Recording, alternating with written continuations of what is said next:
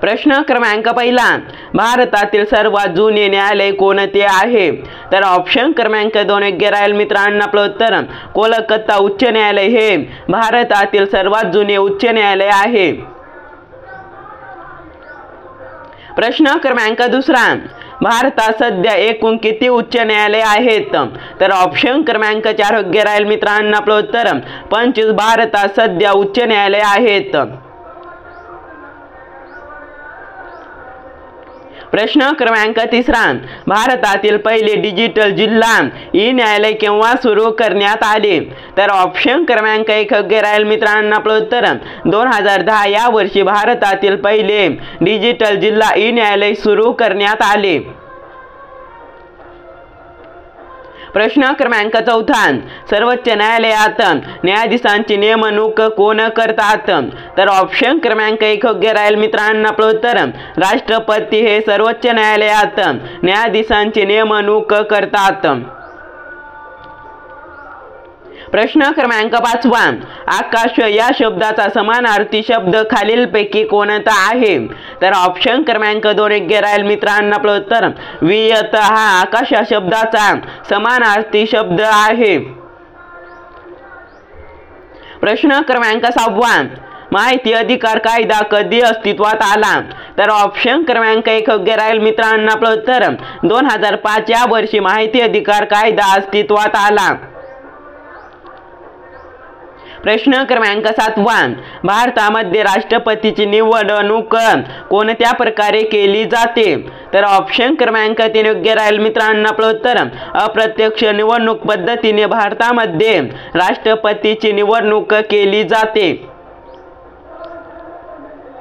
प्रश्न क्रमांक 8, महाराष्ट्रातील कोणत्या शहराला ट्री सिटी 2023 पुरस्कार मिळाला आहे? तर ऑप्शन क्रमांक 2 योग्य राहील मित्रांनो. आपलं उत्तर मुंबई या शहराला महाराष्ट्रातील ट्री सिटी 2023 पुरस्कार मिळाला आहे. प्रश्न क्रमांक 9, नीती आयोगाचे अध्यक्ष कोण असतात? तर ऑप्शन क्रमांक 4 योग्य राहील मित्रांनो. आपलं उत्तर पंतप्रधान हे नीती आयोगाचे अध्यक्ष असतात. प्रश्न क्रमांक 10, कोणत्या कलमामध्ये संघराज्य न्याय व्यवस्थेची तरतूद करण्यात आली आहे? तर ऑप्शन क्रमांक 4 योग्य राहील मित्रांनो. आपलं उत्तर कलम 124 ते 147 या कलमामध्ये संघराज्य न्याय व्यवस्थेची तरतूद करण्यात आली आहे.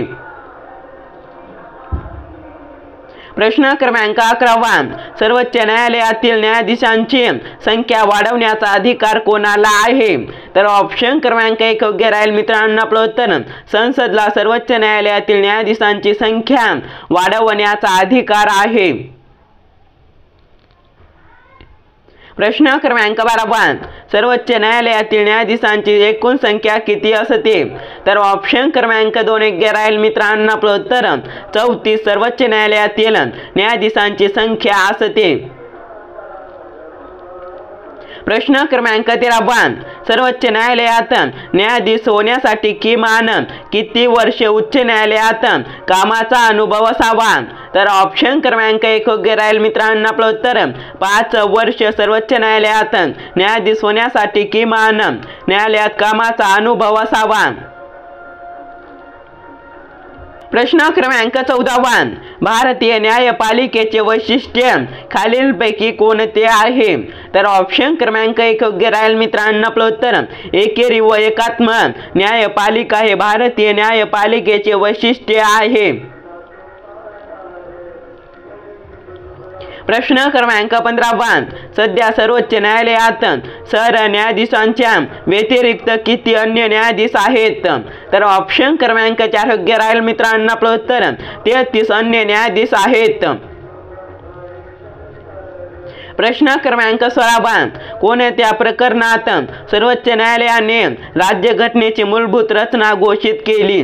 तर ऑप्शन क्रमांक 4 योग्य राहील मित्रांनो. आपलं उत्तर केशवानंद भारती खटला या प्रकरणात सर्वोच्च न्यायालयाने राज्यघटनेची मूलभूत रचना घोषित केली. प्रश्न क्रमांक 17 सर्वात कमी वयात करिता पदावर राहणारे सरन्यायाधीश कोण आहेत? तर ऑप्शन क्रमांक 2 योग्य राहील मित्रांनो. आपलं उत्तर कमल नारायण सिंग हे सर्वात कमी कालावधी करिता पदावर राहणारे सरन्यायाधीश आहेत.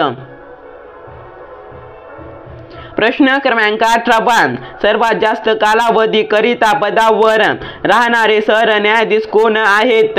तर ऑप्शन क्रमांक 4 योग्य राहील मित्रांनो. आपलं उत्तर यशवंत विष्णू चंद्रचूड हे सर्वात जास्त कालावधी करिता पदावर राहणारे सरन्यायाधीश आहेत.